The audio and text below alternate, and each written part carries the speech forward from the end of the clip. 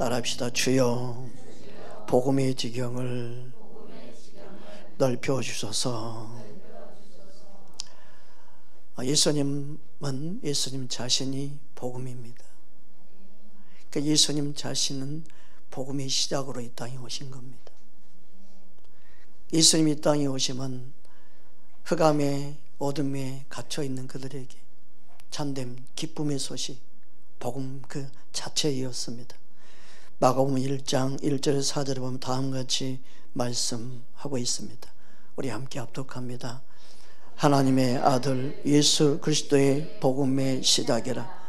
선지자 이사야의 글에 보라, 내가 내 사자를 내 앞에 보내노니 그가 내 길을 준비하리라. 광야에 일치는 자의 소리가 있어 이르되 너희는 주의 길을 준비하라. 그의 오실 길을 걷게 하라. 기록된 것과 같이 세례 요한이 광야에 이르러 제사함을 받게 하는 회개의 세례를 전파하니. 아멘. 예수님은 자신이 복음이요, 예수님이 땅에 오시면 복음의 시작입니다. 복음을 전하는 그곳에는 항상 먼저 마음을 돌이키는 회개가 필요합니다. 회개하지 않고 그냥 교회만 다니면 교회 생활을 하고 종교인이 될 수 있지만 그의 삶의 주인이 예수님 되지 못합니다. 회개하고 예수를 믿을 때 그의 삶의 주인이 예수님임을 인정하는 거예요. 그 복음을 받아들이는 데 있어서 가장 중요한 게 마음을 회개하는 겁니다. 즉 내 안에 주인으로 살았던 이 세상 온수 마귀가 회개하고 돌이킴으로 나의 주인 예수님임을 고백하는 거예요. 그게 복음의 시작입니다. 예수를 믿는다는 것은 내 안에 주인을 바꾸는 거예요. 할렐루야. 그래서 마가복음 1장 14절 15절에 보면 다음같이 예수님이 선포하고 잊혔음을 알 수 있습니다. 우리 함께 합독하겠습니다. 요한이 잡힌 후 예수께서 갈릴리에 오셔서 하나님의 복음을 전파하여 이르시되 때가 찼고 하나님의 나라가 가까이 왔으니 회개하고 복음을 믿으라 하시더라. 복음을 믿기를 원하면 회개가 먼저 선행되어져야 합니다. 그래서 예수님 오실 것을 준비하고 예비한 세례 요한은 회개를 위한 세례를 베푼 거예요. 마지막 때 주님 오실 날을 가까이 오면 올수록 회개 복음을 또 외쳐야 합니다. 옷을 깨끗게 함으로 신랑 되실 주님을 맞이할 신부는 다른 거 필요 없어요. 회개하는 거예요. 회개할 때 우리의 겉옷이, 우리의 두루마리가 깨끗해지는 거예요. 주님 오실 날을 잘 준비하는 건 다른 게 아닙니다. 우리 마음이 깨끗해지는 거예요. 예수님의 보혈만이 우리를 깨끗게 합니다. 그러니까 예수를 믿는다는 것은 회개한다. 그리고 복음을 받아들이는 건데 이 회개는 내가 주인 되지 않고 예수님 주인 되게 하는 거예요. 그래서 예수님을 따르는 자는 자기를 부인하는 거예요. 이게 회개예요. 내가 주인 돼서 신앙생활을 하기 때문에 문제가 되는 거예요. 내가 믿음 생활하니까 내 삶을 축복하실 것이다. 아니에요. 자신이 주인 되어 있으면 예수를 아무리 믿어도 자신이 주에 있는 그 삶에 하나님의 축복이 임할 수가 없어요. 예수를 믿는다고 축복이 임하는 게 아니라 하나님이 책임지고 하나님이 함께하는 사람은 예수님이 통치와 다스림을 받는 거예요. 그게 그의 나라, 하나님의 나라 의를 구하는, 그의 나라 의를 구하는 자에게 하나님이 더해 주시는 풍성한 은혜가 뭐예요? 예수님이 그의 주인 되고 통치하는 나라를 말하는 거예요. 그 나라가 누구에게 임하는 거예요? 내 안에 임하는 거예요. 그게 복음을 받아들이고 믿는 거예요. 그래서 너희는 먼저 그의 나라 의를 구하라. 그의 나라는 하나님의 나라요, 그의 의는 예수님이에요. 예수님은 복음으로 이 땅에 하나님의 나라로 하나님의 의로 오신 거예요.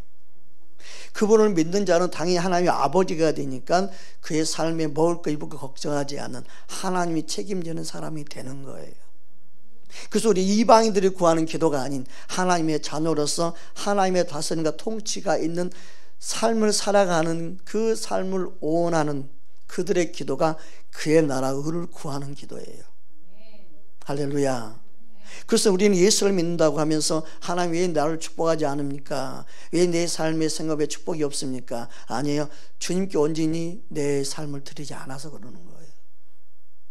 주님께 삶을 드린 사람은 그분께 모든 걸 맡기고 그분을 신뢰하고 의지하지요.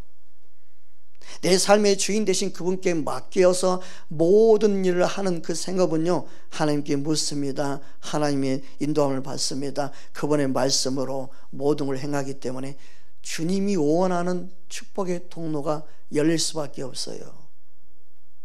여러분, 내가 이 땅에 사는 이유와 목적은 하나님의 영광 위에 사는 줄 믿습니다. 그렇다면 그분이 나를 다스리는 삶이 되는 것, 이게 너무너무 중요한 거예요. 예수를 믿고 복음을 받아들이는 것은 먼저 내가 나의 삶을 회개하는 겁니다.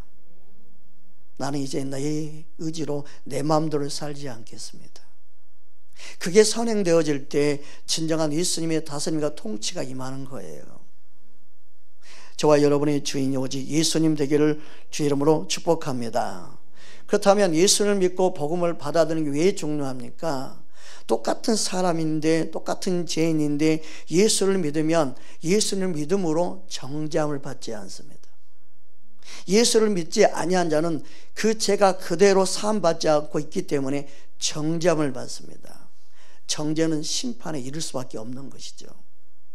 우리는 예수를 믿고 복음을 받아들이고 예수를 믿는 이유와 목적이 어디 있는가? 왜 우리는 예수를 믿도록 복음을 전해야 되는가? 이 답을 말씀을 통해서 명확하게 알고 있어야 됩니다. 예수님은 마가복음 16장 14절 16절 보면 다음같이 말씀하고 있습니다. 함께 합독하겠습니다.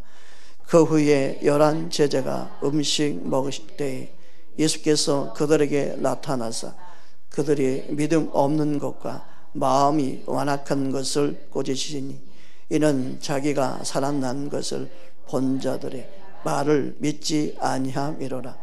또 이르시되 너희는 온 천하에 다니며 만민에게 복음을 전파하라.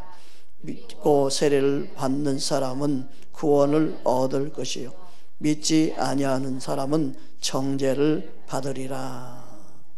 그래서 예수님이 독생자 예수님이 이 땅에 보내신 이유는 이 땅의 모든 사람들을 사랑하사 그들을 구원하기 위해서 예수님을 보내주셨죠. 믿는 자는 영생이 있어요. 믿지 않는 자는 심판을 받는 거예요. 그래서 하나님이 구원자로 예수님을 보내주셨고 예수를 믿는 이 기쁨의 소식을 우리는 전하는 자로 저와 여러분을 택하셨어요. 그래서 우리는 이 땅에서 목회자가 된다. 목회자만이 아니에요. 모든 우리는 왕같은 제사장이에요. 삶의 일터에서 복음을 전하는 자로 사는 성도들이 더 귀한 거예요.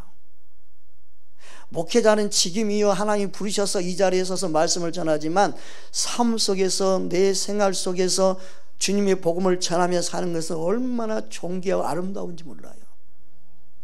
여러분이 주신 하나님의 사명을 잘 감당할 수 있기를 주님으로 축복합니다. 우리는 복음을 전하는 자로 이 땅을 살아가야 됩니다. 사업을 한 이유도 내가 어떻게든 복음을 전하기 위해서 내 이 사업을 해야 되고, 음식을 만들고 뭔가 하는 모든 사람들이 내가 더 좋은 제품으로, 더 좋은 작품으로, 더 좋은 것으로 모든 것을 유익하게 하는 이유와 목적은 단순히 돈을 벌기 위함이 아니라 복음을 전하기 위해서 여러분한테 하나님은 그의 생업을 책임져 주십니다. 제일 안타까운 게 그거예요. 누군가가 상담을 오고 누군가에게 이렇게 저기 와서 문제를 이야기할 때 시작이 잘못된 것을 몰라요. 이 땅에 사는 이유와 목적이 내가 어디 있는가를 모르고 사는 사람이 너무너무 많아요. 여러분, 우리는 어떤 직업이 중요한 게 아니에요. 여러분, 세상 사람은 직업으로 사람을 판단하고 정죄하고 높이기도 하고 낮추기도 하지만 우리는 그게 중요한 게 아니에요. 내가 있는 곳에 영혼을 살리느냐, 이게 더 중요해요. 여러분 직업 때문에 창피해하거나 자신을 비참하게 스스로 멸시하고 천대하는 사람 되지 말고 예수의 생명이 내 안에 있음을 소중히 여기고 생명을 흘러보낸 자 되기를 주의 이름으로 축복합니다. 우리는 복음의 지경을 넓히는 자가 되어야 됩니다. 그게 더 중요한 거예요. 사는 여러분의 삶의 주인 되신 예수님을 기쁘시게 하기를 원합니다. 어떤 자리에 있든 내가 만나는 사람마다 그들 위해서 중보하고 그들이 예수님을 만날 수만 있다면, 그들이 예수님을 아는 통로로 내가 쓰임받을 수만 있다면, 천하보다 귀한 영혼을 주님께로 인도할 수만 있다면 그거 얼마나 소중하고 얼마나 귀한 통로가 되겠습니까? 우리는 주님의 도구로 쓰임받기를 원하는 저와 여러분 되기를 주의 이름으로 축복합니다. 요한복음 3장 16절 17절 말씀입니다. 우리가 잘 알고 있는 말씀이죠. 함께 합독합니다. 하나님이 세상을 이처럼 사랑하사 독생자를 주셨으니 이는 그를 믿는 자마다 멸망하지 않고 영생을 얻게 하려 하심이라. 하나님이 그 아들을 세상에 보내신 것은 세상을 심판하려 하심이 아니요 그로 말미암아 세상이 구원을 받게 하려 하심이라. 아멘. 하나님이 세상에 예수님을 보내신 이유는 사랑하사, 세상을 이처럼 사랑하사. 그 사랑은 우리를 구원에 이르게 만들기 원하시고 우리를 구원받기 원하시고 그 사랑은 심판에 이르지 않기를 원하시는 하나님 아버지의 마음입니다. 그 사랑을 우리는 알아야 합니다. 그래서 예수님을 이 땅에 보내신 이유와 목적이 우리를 구원하기 위함입니다. 그래서 예수님 자신도 이 땅에 오셔서 복음을 전하는 일에 열심을 내었습니다. 천국 복음을 전하였습니다. 어떤 사람은 그렇게 생각해요. 우리가 전하지 않아도 하나님이 뜻이면 예수 믿게 되겠지. 아니에요. 우리의 사명은 전하는 자예요. 예수님은 그것을 우리에게 보여주셨어요. 그래서 예수님도 자신의 삶 속에 공생의 기간 동안 하신 일이 뭐냐? 천국 복음을 전파한 일이었어요.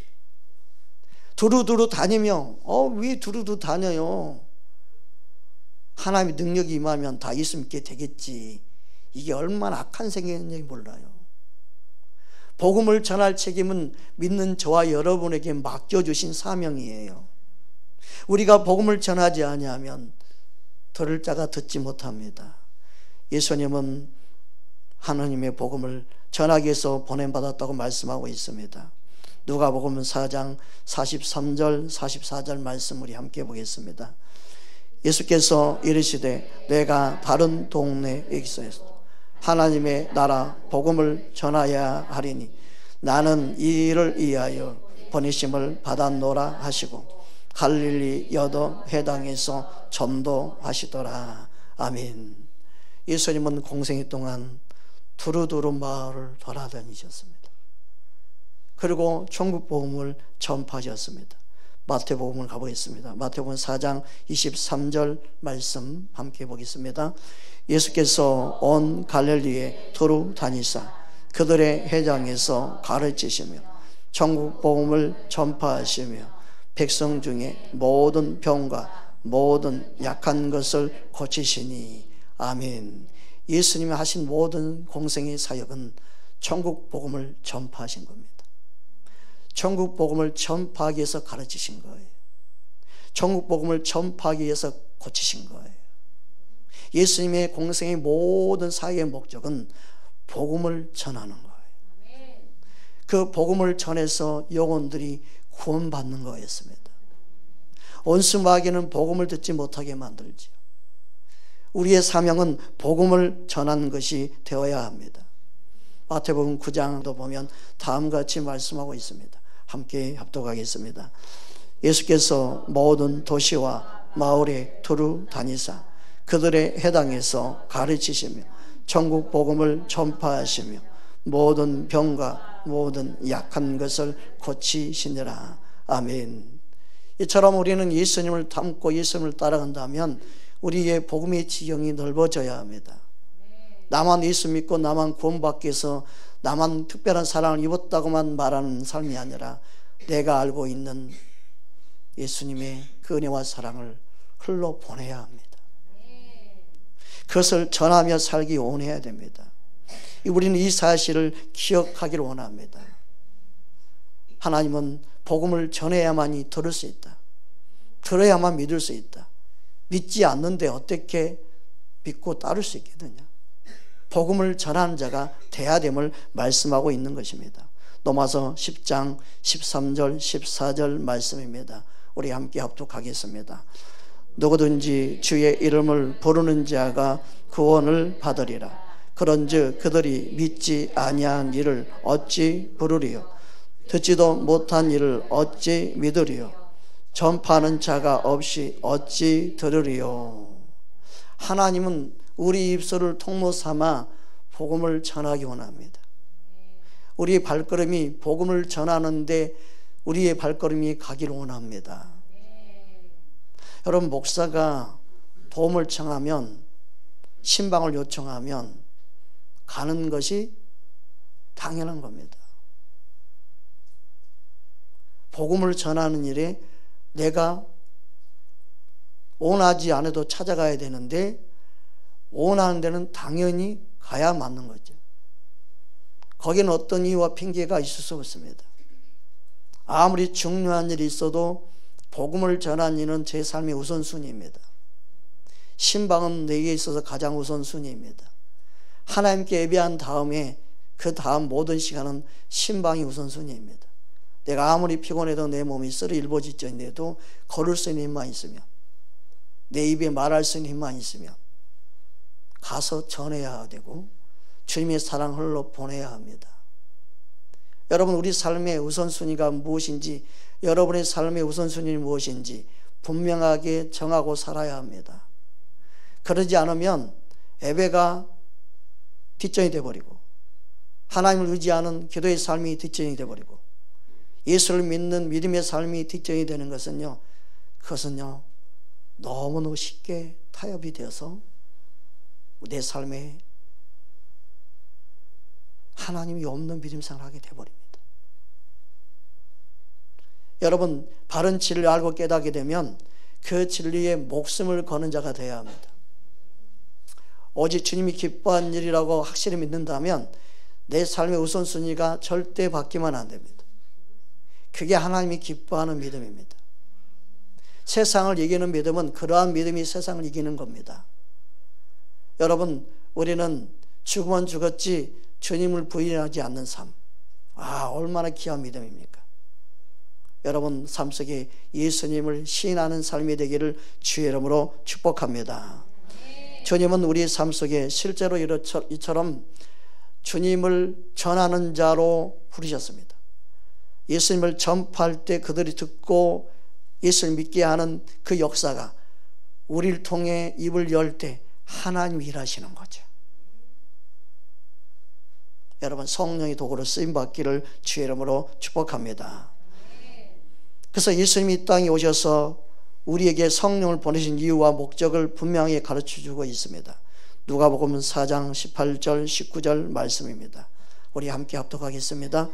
주의 성령이 내게 임하셨으니 이는 가난한 자에게 복음을 전하게 하시고 내게 기름을 부으시고 나를 보내사 포로된 자에게 자유를, 눈먼 자에게 다시 보게 함을 전파하며 눌린 자를 자유롭게 하고 주의 은혜의 해를 전파하게 하려 하심이라 하였더라. 아멘. 성령이 내게 임하셔서 역사하신 이유는 가난한 자의 복음을 전하게 하기 위해서. 지금은요, 은혜의 해입니다. 은혜의 때입니다. 예수님이 오시기 전까지 은혜의 때에 살고 있는 겁니다. 누군지 예수를 믿을 수 있는 은혜의 때에 우리는 살고 있습니다. 지금은 구원의 때입니다. 저와 여러분이 복음을 전하는 일에 등하냐면 안 됩니다. 누구를 사귀든 누구와 함께 식사를 하든 여러분을 통해 그리스도의 향기를 드러내며 예수님을 증거하는 삶이 지금의 때입니다. 우리는 하나님 나라에 관심을 가져야 합니다. 교회가 교회 사명을 감당하지 못하면 세상의 어둠의 교회에 밟히는 거예요. 자꾸 세상 탓하지 마세요. 믿는 하나님의 자녀들이 세상 탓하면 안 됩니다. 맛을 잃어버린 소금이 되면 밟히게 되어 있어요. 쓸모없는 교회, 쓸모없는 성도 되면 밟히는 거예요. 우리의 사명을 잘 감당하면 우리와 더불어 세상이 사는 거예요. 세상의 어둠이 떠나가는 거예요. 그들의 발을 드러낼 수가 없고 붙일 수가 없도록 영광의 빛이 이 땅 가운데 덮는 거예요. 여러분, 우리의 삶에 복음의 강체가 비춰지기 원합니다. 예수님이 내 삶의 주인 되어지고 그분이 나를 통해 흘러가기를 원하시는 복음의 빛이 저와 여러분을 통해 비춰지기 원합니다. 옆사람 인사합시다. 예수님의 복음의 빛이 당신을 통해 비춰지기 원합니다. 아멘. 그 19절에 뭐라고 말씀하냐면 지금이 바로 은혜의 해입니다. 우리의 구원은 은혜로 되어졌습니다. 누구든지 주 예수의 이름을 부르면 구원받을 수 있도록 지금이 은혜의 해입니다. 구원의 때입니다. 그래서 우리는 이 하나님이 우리에게 주신 이 은혜의 때를 세상 때문에, 내 삶의 문제 때문에 이걸 놓치면 안 됩니다. 내가 사는 동안 내가 해야 할 가장 소중한 일은 예수님 증거한 일임을 놓치지 않는 저와 여러분 되기를 주의 이름으로 축복합니다. 그래서 예수님은 제자들에게 많은 명령을 할 수 있겠지만 제자들에게 유일한 명령은 지상 명령, 복음 전하는 거였습니다. 하나님 나라가 이 땅에 이루어진 거였습니다. 영혼들이 쉽게로 돌아오는 것이었습니다. 우리는 이 사실을 망각하면 안 됩니다. 마태복음 28장 19절 20절 말씀 우리 함께 합독하겠습니다. 그러므로 너희는 가서 모든 민족을 제자로 삼아 아버지와 아들과 성령의 이름으로 세례를 베풀고 내가 너희에게 분부한 모든 것을 가르쳐 지키게 하라. 볼지어다 내가 세상 끝날까지 너희와 항상 함께 있으리라 하시니라. 이 사명은 우리 모두에게 주신 사명입니다. 그러니까 가서 꼭 선교사만 해당된다는 거 생각하면 안 됩니다. 우리 모두에게 주신 사명입니다. 우리는 가정으로, 직장으로, 학업으로, 일터로 내가 가는 곳곳마다 제자 삼아야 되는, 복음을 전해야 되는 사명을 가졌습니다. 여러분, 우리는 그 사명을 감당해야 되는 것입니다. 이 사명을 감당하기를 원하십니다. 믿으십니까? 그래서 우리는 누굴 만나든 내가 전해야 될 복음을 전해야 돼요. 제가 10대 때 한번 말씀드린 적이 있었죠. 시골 그 섬에 TV가 마을에 한 대 있었어요. 무슨 국가대표 경기를 하면 마을의 모든 사람이 모여가지고 함께 TV 보고 그랬어요. 그것도 안 나오면 안테나 돌리고 안테나 가지고 앞으로 갔다 뒤로 갔다 누군 안테나 들고 있고 그런 게 제가 어릴 때 시절이었습니다. 그리고 바람 불면 안테나 휙 돌아가 버려요. 그러면 올라가가지고 안테나 바로 잡는다고. 근데 그 TV를 보면서, 흑백 TV였는데 그때도 TV 보면서 제가 제일 궁금한 건 뭐냐면 저 TV에 나온 사람 예수 믿을까? 나중에 만나면 예수 믿나 물어봐야지. 어릴 때도 항상 그게 궁금했습니다. 저 TV에 나온 사람 예수 믿을까? 저렇게 잘나고 똑똑하고 그러는데 예수 믿으면 얼마나 좋아. 예수 안 믿으면 지옥 갈 수밖에 없는데. 저는 사람을 바라볼 때 제일 먼저 보는 게 예수를 믿나 안 믿나요? 그거 말고는 저는요 보이는 게 없습니다. 그 다음에 직업이 뭐니 네 그랬어요. 제일 관심은 이 사람이 예수 믿나. 목사라도 물론 그럴 수 있습니다. 여러분, 예수님은 그 영혼에 관심이 있습니다. 그래서 한 영혼이 천하보다 귀한데 이 한 영혼을 살리는 것이 예수님의 관심사입니다.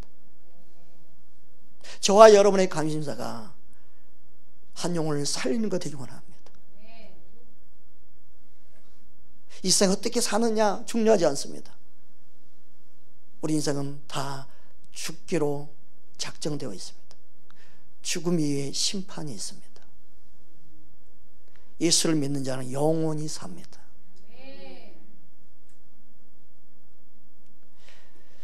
주님은 우리의 삶 속에 이 복음을 전하는 게 얼마나 중요한지 또 사도 바울을 통해서 말씀하고 있습니다. 디모데후서 4장 1절 2절 말씀 우리 함께 보겠습니다. 함께 합독하겠습니다. 하나님 앞과 살아있는 자와 죽은 자를 심판하실 그리스도 예수 앞에서 그가 나타나실 것과 그의 나라를 두고 엄히 명하노니 너는 말씀을 전파하라. 때를 얻든지 못 얻든지 항상 힘쓰라. 범사에 오래 참음과 가르침으로 경책하며 경계하며 권하라. 믿음의 아들 디모데에게 하신 말씀 여기에만 국한된 게 아닙니다. 하나님 말씀은 하나님을 사랑하는 모든 자에게 주신 말씀입니다. 저와 여러분이 때를 얻든 못 얻든지 하나님 말씀을 전해야 합니다. 이 사명을 우리는 내게 주신 사명으로 알아야 됩니다. 그러면 왜 이렇게 굳이 말씀을 전하는데 힘쓰라고 말씀하고 있을까요? 항상 힘쓰라. 왜냐하면 복음을 전하지 못할 때가 오기 때문에 그렇습니다. 개인적으로 어떤 사람이 복음을 전할 수 있는 기회를 놓쳐버릴 때도 있습니다. 내가 코로나 때 제일 안타까웠던 게 뭔지 알아요? 신방을 요청하는 신방을 갈 수 없는 거예요. 다 차단하니까. 병원을 차단하고 요양원을 차단하고 신방을 갈 수 없게 차단되니까 이 말씀이 또 생각났어요. 야, 복음을 전할 수 있는 때를 놓쳐버리면 그들이 구원받을 수 있는 기회도 없어지는구나. 이 땅의 어둠의 영들은요, 사람들을 죽음으로 멸망으로 빨리 죽게 만들어서 복음을 들을 수 있는 기회를 상실하게 만드는 거예요. 여러분, 하나님이 전쟁을 일으켜서 사람 죽게 한다고 생각합니까? 아직도? 아니, 온수 마귀가 사람들의 욕심과 모든 걸 충동시켜서 분쟁을 일으키고 싸움, 다툼을 일으키는 거예요. 전쟁도 일으키는 게 온수 마귀가 하는 거예요. 예수님은 우리에게 합평케 하는 사도로 우리를 부르셨어요. 많은 영혼을 한꺼번에 죽여서 멸망시키고 예수를 믿을 수 있는 기회를 놓치게 하는 게 온수 마귀가 하는 일이에요. 아직도 그것을 이 땅의 신이 온수 마귀가 역사하고 있는 걸 모르면 말씀을 잘 알지도 못하고 진리를 모르고 있기 때문에 그러는 거예요. 이 땅의 주인 되신 예수님을 왕으로 선포하고 예수님을 받아들이고 예수님의 그 권세와 능력을 믿지 아니하면 이 땅의 신 원수 마귀에 속고 속이고 도둑질 당하고 죽임 당하는 거예요. 그래서 진리를 아는, 복음을 아는 저와 여러분 얼마나 중요한지 몰라요. 복음을 전하고 싶어도 전하지 못하는 개인이 있고요, 그 나라가 있어요. 공산주의 빨갱이 영이 가지고 역사하는 그 나라는요, 예수님 복음을 아예 전하지 못하게 차단하잖아요. 그걸 그냥 사상 차원이 아니에요. 그 안에 그 뒤에 어둠의 배경들이 있기 때문에 온순 마귀의 역사이기 때문에 예수 옛자도 먹거랭이 만드는 거 아니겠어요? 그걸 단순히 공산주의 민주주의라만 생각하나요? 이게 예수를 제대로 믿지 않아서 그러는 거예요. 복음을 차단하는 게 공산주의 영이에요. 마귀의 영이에요. 어둠의 영이에요. 거기에는요 억압이 있어요. 영적인 세계가 그대로 비춰나 있는 게 공산주의 영이에요. 예수 믿는 사람은 그 영을 인정할 수도 없고요, 그 영을 좋아할 수도 없어요. 바른 영은 바르게 분별을 해요. 군림하는 영이 아니에요. 예수님의 영은 섬기는 영이에요. 살리는 영이에요. 믿으십니까? 그런데 어둠 온순 마귀의 역사하는 영은요, 사람 위에 군림을 해요. 죽이고 억압하고 자들의 말에 복종시키고 버리죠. 그리고 종교라고 이름 아래 예수를 못 믿게 만들어 버리죠. 형식적인 교회는 만들어 놓고 가짜 목사 세워놓아서 의식은 갖출 줄 모르지만 바른 진리는 전하지 못하게 하죠. 입을 봉쇄하죠. 여러분, 우리는 깨워야 합니다.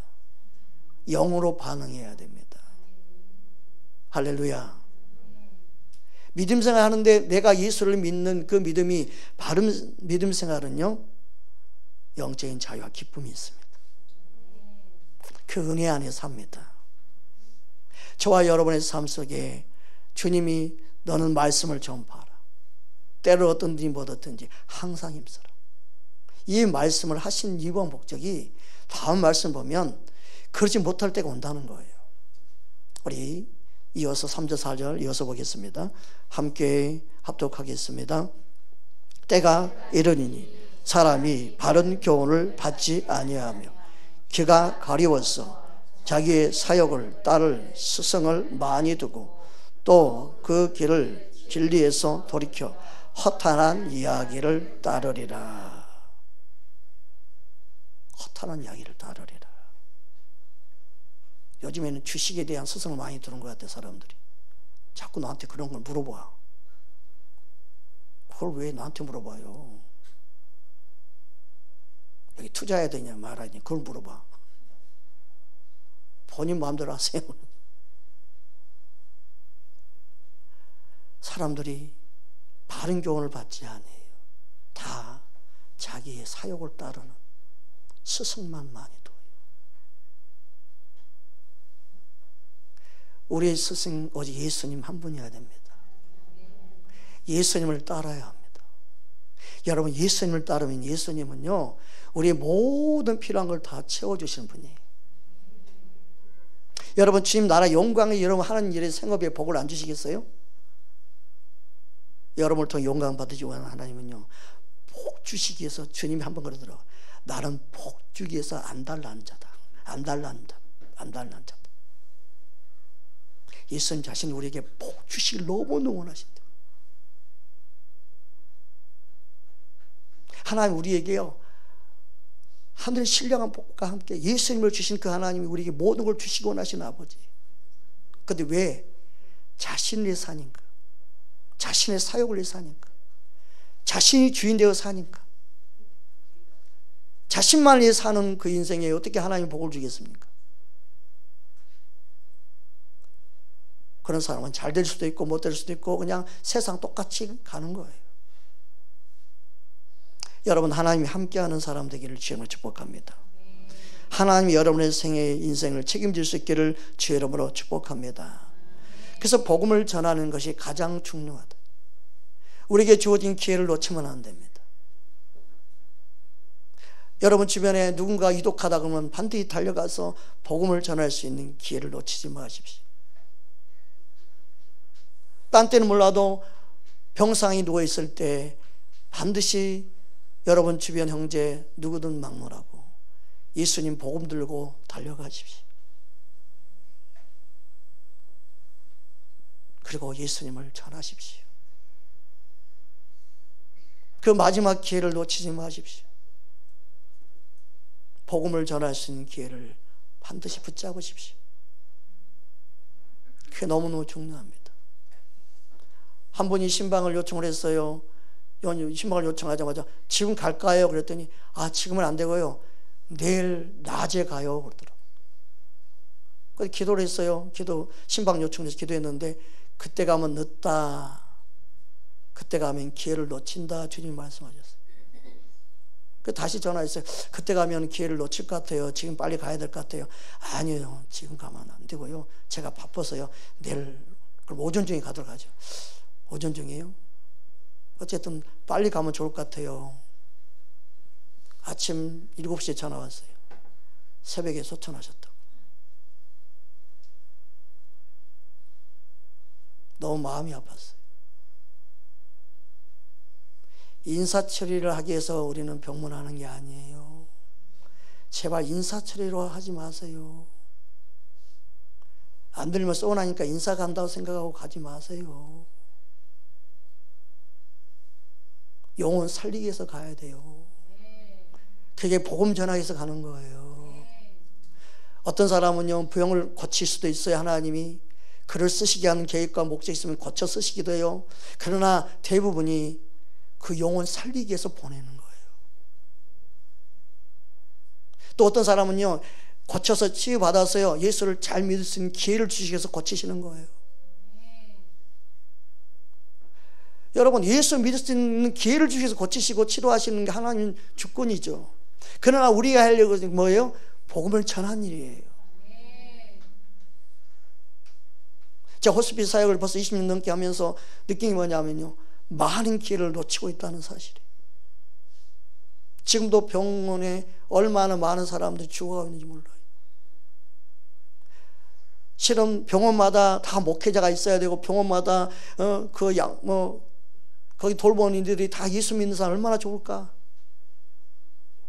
그런 생각이 들 때가 너무 많아요. 아니, 어떻게 병원마다 호스피스 담당하는 목사는 병실을 들어가는 게 제한되어 있더라고요. 중환자나 그들이 요청한 사람들만. 제가 전도사 때는요, 그때 한 30년 전이죠. 그때는요, 병원마다 가서 중환자실 내가 다니면서 막 기도해주고 막 보험전하고 그랬어요. 그때는 누구든지 갈 수 있었어요. 저 목사입니다, 그러기 전에 전도사입니다 해도 들어가서요. 기도 좀 하고 가겠습니다. 아, 네, 감사합니다 하면서 받아들였거든요. 근데 어느 때인지 몰래 그걸 차단시켜버렸어요. 통제시켜버렸어요. 그리고 보호자에는 출입 금지. 얼마 이 세상 악이요, 복음을 전하지 못하도록 방해한지 몰라요. 점점점. 여러분, 복음을 전하는 일에 우리는 우리의 직무임을 깨닫기를 주님으로 축복합니다. 디모데후서 4장 5절에 다음과 같이 말씀하고 있습니다. 함께 합독합니다. 그러나 너는 모든 일에 신중하며 고난을 받으며 전도자의 일을 하며 내 직무를 다하라. 아멘. 누가 저를 불러가지고 신방 가자 그러면 제일 기분 좋아요. 혼자 가기 어려운데 보호자가 누가 불러줘야 가. 요즘엔 옛날에 무조건 병원 찾아가면 병실이고 어디 가네 기도할 수 있었는데 지금 못 해줘요. 병실이 옆에 있어도요 못 해줘요. 우리 법이 그렇게 제한시켜 버렸어요. 어떤 데는 찬송도 못 부르게 해요. 조용히 기도만 해주고 나와야 돼요. 얼마나 시큰할지 몰라요. 그래서 이 세상은요, 예수님 믿도록 복음을 전하는 것을 허용하지 않습니다. 앞으로 가면 갈수록 이게 통제될 겁니다. 세상이 어떻게 돌아가는지 알아야 돼요. 우리에게 복음을 전할 수 있는 기회가 얼마 주어진지 모르지만 기회가 되는 대로 복음을 전할 수 있는, 우리의 복음의 지경을 넓힐 수 있는 저와 여러분에게 원합니다. 예수 믿으란 말 한마디 하기 위해서 택시를 타게 되면 택시비 장돈 안 받고 아 됐습니다, 예수 꼭 믿으세요 한마디 하기 위해서 잔돈 안 받고 내린 적이 한두 번이 아니었습니다. 그 말 한마디 하기 위해서 톨게이트 통과할 때마다 톨게이트비 내면서, 지금은 자동으로 통과하는 데 걸치지만 옛날에는 그 받고 하고 하는 표도 주고 거기 지나다니면서 아 수고 많습니다, 예수 믿으시나요? 꼭 예수 믿으세요, 이 한마디 하기 위해서 톨게이트를 일부러 국도를 안 가고 톨게이트를 지난 적도 있습니다. 오늘 내가 하루 지나면서 복음을 내가 누구에게 전한 적이 없다 그러면 어떻게든 복음 전하려고 애를 썼습니다. 사람 만나는 장소로 걸어다니고 사람 만나는 곳에 가고, 그래서 주님께 기도해서 누구에게 오늘 복음을 전할까요? 여러분, 우리의 삶 속에 복음을 전하는 것은 정말 주님이 기뻐하는 일입니다. 성령이 이 땅에 보내신 이유와 목적은 예수님을 증거하는 용으로 오셨습니다. 내가 들은 말씀이 생각나고 가르치기 위해서 성령님은 역사하십니다. 그 말씀이 생각나야만이 전할 수 있으니까 성령님은 우리 안에 예수님 말씀을 생각나게 하고 가르치신 분입니다. 다른 거 생각 안 나도 괜찮습니다. 그런데 우리는 말씀을 생각 안 나고 다른 게 생각나잖아요. 여러분 말씀이 생각나기 원합니다. 예수님을 전하는 복음이 내 안에서 불타오르기 원합니다. 요한복음 14장 26절 말씀입니다. 우리 함께 합독하겠습니다.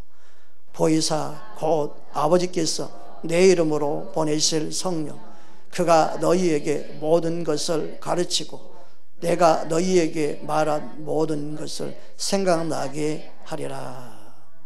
성령님이 생각하게 하고 성령님이 가르치는 것은요, 예수님 말씀한 모든 거예요.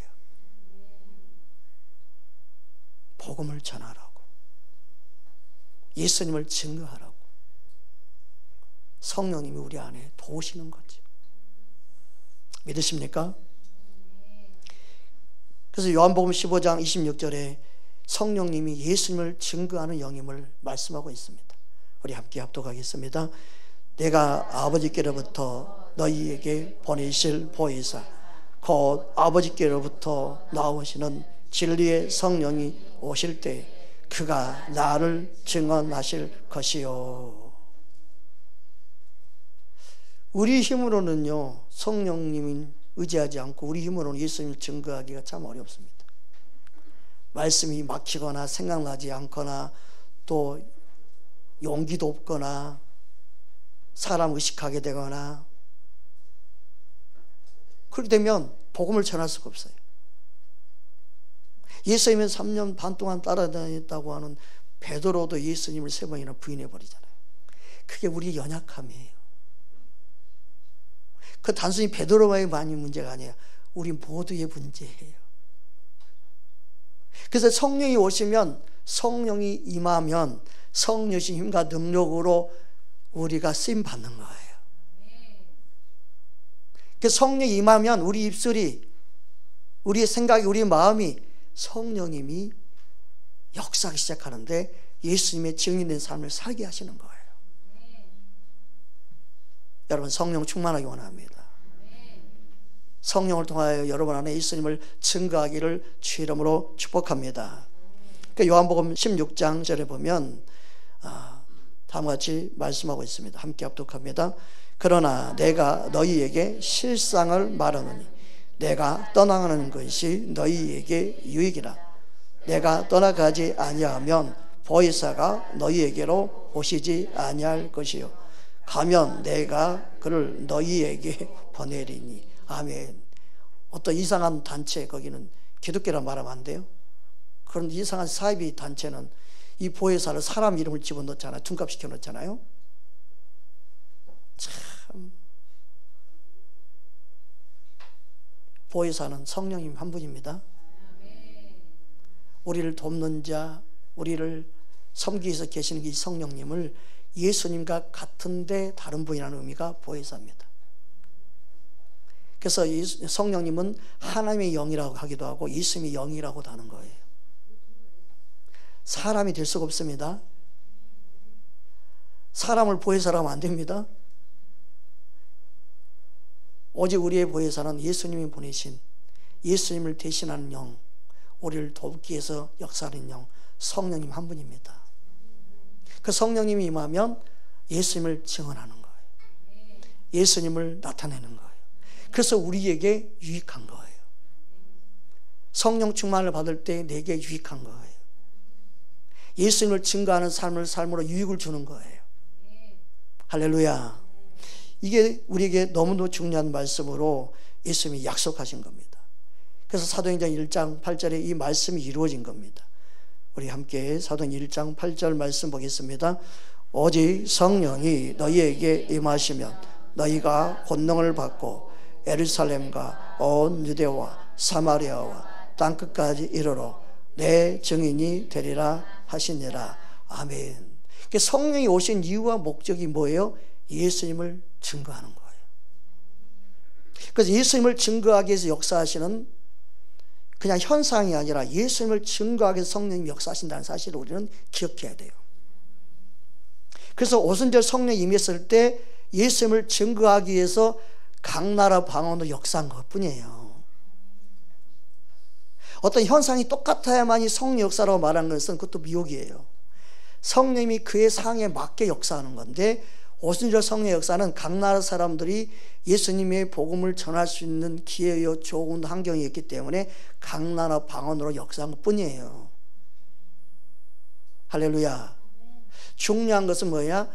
우리가 성령의 인도함 따라, 성령의 말함 따라, 성령의 통치와 다스림 가운데 말하는 게 중요한 거예요.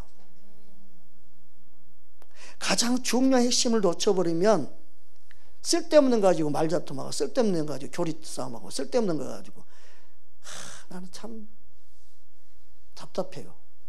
중요한 걸 놓쳐버리면 그렇게 되는 거예요. 우리 사도행전 2장 말씀 보겠습니다. 4절에서 7절까지 함께 합독하겠습니다.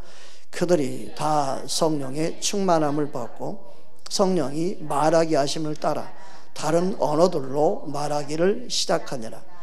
그때 경건한 유대인들이 천하 각국으로부터 와서 예루살렘에 머물러 있더니 이 소리가 남에 큰 무리가 모여 각각 자기의 방언으로 제자들이 말하는 것을 듣고 소동하여 다 놀라 신기하게 여겨 이르되 보라, 이 말하는 사람들이 다 갈릴리 사람이 아니냐. 그 성령을 체험하지 못하거나 방언을 받거나 못 받은 사람 특징이 뭐냐면 내가 방언을 하려니까 안 되는 거예요. 내 의지로 할 수 있는 게 아니에요. 성령께 주권을 내어드리는 거예요. 성령께 맡겨드리는 거예요. 그분을 신뢰하고 믿고 의지하고 내 입술을, 내 생각을, 내 마음을 내어드릴 때 그분이 붙잡으시는 거예요. 이걸 제가 말씀을 알고 있으니까 10대 때 생각상 나서 기도하는데 이 말씀을 풀어주면서 내게 임하시더라고요. 그때 당시에 다 방언을 할 때 우리 합동층에서는 방언을 누가 가르쳐준다 하더라. 방언을 누가 배워서 한다 하더라. 아직 성경에는 방언을 했다고 돼 있는데 왜 그런 말씀하시지?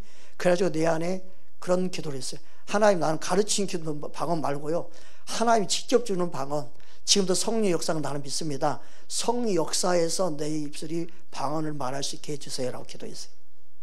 그런데 이 말씀을 하나님 풀어주면서 맡기고 의지하고 그분을 신뢰하고 내 입술을 내어드릴 때 성령 역사는 이 말씀을 풀어주면서 세상에 밤새 방언을 했어요. 성령이 강하게 임하셨어요. 나를 사로잡아 주셨어요. 그래서 이 말씀을 내가 깨닫고 한 다음부터 내가 이 말씀을 설명해 주면서 성령께 내어드려 맡기면 그분이 역사하는. 그래서 저한테 와가지고 방언을 안 받는 사람 없다니까요. 그가 믿음만 생기면 이 방언이, 이 말씀 의미가 깨달아지고 알아질 순간 방언이 임해버려요. 네. 여러분 같은 방언을 아직 못 받았다면 저한테 이럴 때 찾아오세요. 네. 우리 애들도 큰애부터 지금 6째까지 방언 받았나? 한 명 한 명씩 다 받고 있어요. 말씀이 믿어지면 성령님은 그 말씀대로 역사합니다. 할렐루야. 근데 내 안에 부정적인 생각, 방언이 잘못됐다, 마귀 방언도 있다 하더라, 꼭 방언이 해야 되나, 이런 생각 때문에 못 받는 경우가 너무 많아요. 목회자는 왜 못 받느냐? 받을 만한 믿음인데 왜 못 받느냐? 신학 때문에. 은사 중단론, 방언 굳이 할 필요 없다. 방언이 얼마나 유익한데요. 고린도서 4장 14장 2절이죠. 내 영이 하나님과 비밀을 말한다고 그랬잖아요. 알아듣는 이가 없다고 말씀했잖아요. 네. 얼마나 영으로 내 영이 유익되게 하신 게 방언인데, 사도 바울은 방언을 많이 한 거 하나님께 감사했잖아요. 그러니까 이걸 모르는 사람은요, 항상 부정적이고 항상 불만이고 항상 불평이고 항상 진리를 거부해요. 아니에요. 물론 방언이 구원과 상관없어요. 구원 받은 자에게 주신 거기 때문에. 할렐루야. 받아도 안 받아도 괜찮아요. 그리고 하나님이 성령이 주신 선물이기 때문에 원해도 안 받을 수 있어요. 그러나 하나님은 다 방언하기 원해요. 왜요? 하나님과 나와 영적인 비밀을 말하기 위해서. 그러니까 오늘날 방언의 역사는 오순절 성령의 역사처럼 각 나라 사람들이 모여서 그들에게 예수님을 증거하게 사는 방언이 아니고 사도행전 8장이나 10장이나 19장 이후에 나오는 방언처럼 하나님 높이고 경배하게 사는 찬양, 주님을 높이기 위해서 방언하는 거예요. 또 하나는 나와 내 영이 하나님과 비밀을 말하기 위해서. 알아듣는 자가 없어요. 즉 귀신도 못 알아들어. 이게 중요합니다. 원수마귀 여러분 말 다 알아듣습니다. 근데 방언을 말하면 원수마귀가 못 알아들어. 이게 엄청난 비밀인데. 그래서 하나님이 주신 은혜를 사모하는 것이 우리에게 당연한 거예요. 그 기도를, 방언을 받았는데도 기도 생활 안 하면요, 방언이 사라진 것처럼 내 안에 잠재되어 있습니다. 그러니까 어떤 사람 터치하면 다시 방언이 팍 터지는 상황이 있어요. 그전가도 어떤 사람이 방언이 뻥 트여서 울고 불고 막 회개하고 막, 성령님이 행하시는 거죠. 내가 한 게 아니에요. 나는 그 막혀있는 그 물거만 예수 이름으로 열어준 것 뿐이에요. 그 성령이 그냥 운행한 거지. 할렐루야. 그래서 내 안에 숨통이 트인 것처럼 막 홀가분해지고 뭔가 영으로 뻥 뚫린 것처럼 자유가 임하고 기쁨이 임하는 것을 본인이 경험을 해요. 살아나는 거죠. 회복이 일어나는 거예요. 여러분, 생수의 강이 이로부터 우리 안에 흘러넘치기 원합니다. 주의 말씀이 살아있습니다. 믿는 자 가운데 지금도 역사합니다. 믿는 저와 여러분 되기를 주 이름으로 축복합니다. 그 하나님의 성령이 임하면 그 성령님이 우리 입술을 사용하는 거예요. 내 입술이 성령께 맡겨서 사용되어지면 내 입술에서 원망 불평이 더 이상 안 하게 됩니다. 부정적인 말이 나오지 않게 됩니다. 내 입술이 성령의 통제가 실제로 일어납니다. 믿음의 말을 하는 사람이 됩니다. 살리는 입술로 쓰임받습니다. 더 나아가서 그 입술이요, 말씀을 전하는, 복음을 전하는 입술로 바뀝니다. 주님을 찬양하는 입술로 바뀝니다. 이러한 유익이 있다고 실제로 방언을 하게 되면 변화가 일어나요. 혀를 길들일 사람은 아무도 없다고 그랬는데 성령님은 길들여요. 성령이 우리 입술을 바꿔요. 입술의 열매가 달라질 때 삶이 달라집니다. 너무도 중요합니다. 사람은요, 누구도 입술의 열매, 봉도를 먹고 살게 되어 있습니다. 입술이 달라지면 그 인생이 달라집니다. 마음으로 믿어 의에 이루고 입으로 신하여 구원에 이른다고 했습니다. 여러분의 삶에 성령이 충만함으로 예수님을 증거하는 삶이 되기를 주의 이름으로 축복합니다. 다음 말씀은 다음 주 이어서 계속 전하겠습니다. 앞으로도 2장 더 남았습니다. 우리 함께 기도하겠습니다. 나의 복음의 지경이 넓어지기 원합니다. 주님, 예수님을 증거하는 삶을 살게 하여 주옵소서. 내 주변 모든 사람들에게 예수님을 사랑하는 자로 보여지기 원합니다. 예수님을 나타내는 삶으로 나타나기 원합니다. 예수님이 내 삶의 주인 되기 원합니다. 내 인생 내 것처럼 내 마음대로 살지 않기 원합니다. 이 시간 우리 함께 기도하며 나아갑니다.